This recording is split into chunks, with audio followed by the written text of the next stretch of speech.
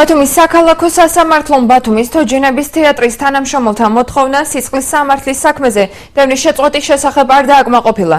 დაცვის მხარის მოთხოვნაზე წინა სასამართლოს სხდომაზე იმსჯელეს პროცესს სისხლის სამართლის საქმეთა კოლეგიის მოსამართლე თამარ ბეჟანიშვილი უწყობოდა. გაირკვა, რომ დაცვის მხარის მოთხოვნები საპროცესო შეთანხმებასთან დაკავშირებით მიღწეული არ არის. მოსამართლემ მხარეთა შენიშვნების მიუხედავად წარმოდგენილი მტკიცებულებები დასაშვება ცნო. სხდომას როგორც დაცვის მხარის ადვოკატები, ისე თავად ბრალდებულები ესწრებოდნენ. ახალი ლექსისა. მის ინტერესებს სახაზინო ადვოკატი ნუგზარ გრძელიძე.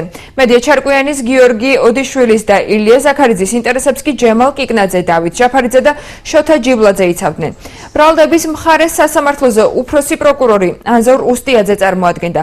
ბრალდებულებმა კომენტარის გაკეთება არ ისურვეს, ამბობენ, რომ თავს დამნაშავედ არ ცნობენ და დუმილის უფლებას იყენებენ.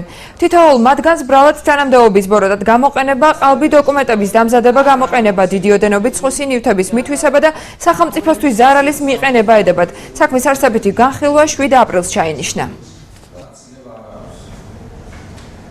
ავადობის მაღალი ხარისხით ბრალდებულების მიმართ შესაძლებელია მოხდეს გამოყენებული განაჩენის გამოტანა და ამდენად საქმეზე უნდა დაინიშნოს არსებითი განხილვა. შესაბამისად, არც ერთი მათგანის მიმართ ჩემს მიერ დასახელებულია მოტივებით, მათ შორის რა თქმა უნდა არც ბრალდებული გიორგი ოდიშვილის მიმართ ამ ეტაპზე მტკიცებულებებიდან გამომდინარე კიდევ ერთხელ არ არსებობს სისხლის სამართლებრივი დევნის შეცვლების საფუძველი.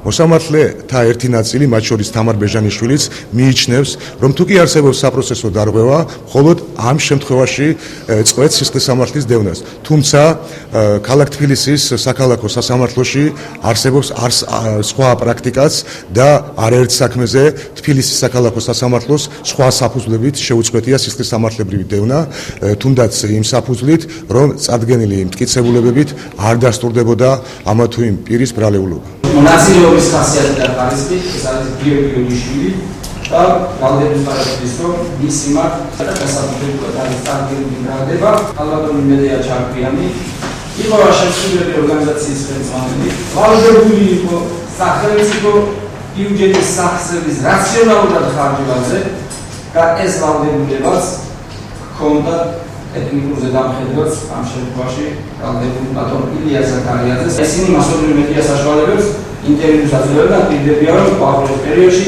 სამუშაო დასრულდება, თუმცა ეხლა იმას მინდა გავუსვა, რომ პირველი თებერვლის მიღება ჩაბარების აქტი ეს სამუშაო დოკუმენტურად, იურიდიულად მიღებულია და დაფინანსებულია.